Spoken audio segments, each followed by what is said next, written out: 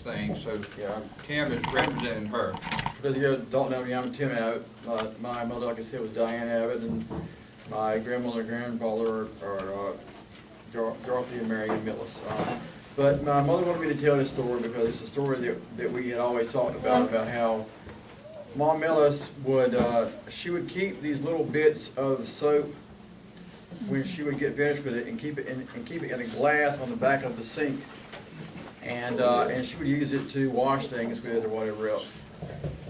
And she would just keep these little bits of Lifebuoy soap in this glass on the back of the sink to use it just for whatever, because they didn't want to throw anything away back then. So there was a new pastor that came to First Advent Church on 6th Street. I think his name was Lloyd White, if I remember this correctly.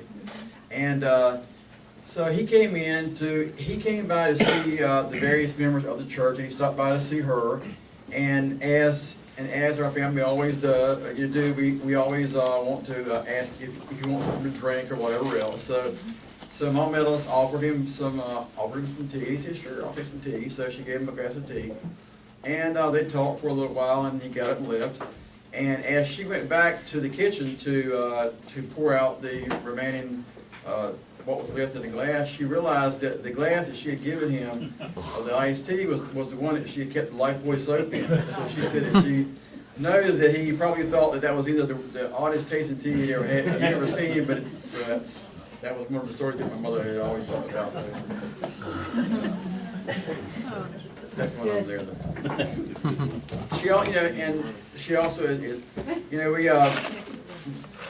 she told many stories about my Uncle Herbert, and I guess it's kind of like he was one of those. I guess like so many in the Millis family, I guess were ones that were he was one of those that was kind of late to most things that he would go to or whatever else. She's always telling me that I'm a lot like him because I get to somewhere at the last time. It kind of reminded me of that story that he was telling about my Millis being in front of the casket, because I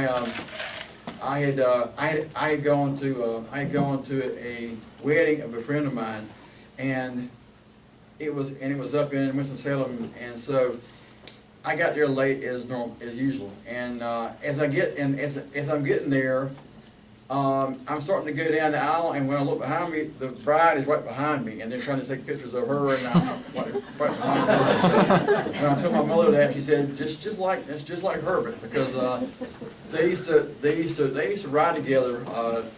He would take her to work, and she had trouble getting him up in the morning sometimes, and she'd have a hard time getting him up. So she would take a pot with some water in it and pour on him or whatever else. And he said that he'd be driving to work, and he would just have enough time to get her there, and before she could even get out of the car good, that he would be leaving, so she had to kind of make sure that he didn't run over. So that's another one of those things about Uncle Robert. So I guess I can do have that little part of my Millis in me that being late. I have one more thing, not about Mama. I've got to tell this one on Jimmy. Where are you, Jimmy? There he is. When he was a little boy, Doesn't Daddy just a look like Daddy? toddler, Right there. Yeah. Right here. I would take him to Sunday school. He was in my wife's aunt's Sunday school class, and one Sunday she was teaching them some choruses. And finally little Jimmy spoke up. He said, "Miss James, I know a chorus." "What's that, Jimmy? Would you like to share with the class?" "Yeah, some." "Well, how about singing it for us?" "Lay that pistol down, baby, lay that pistol down. Pistol packing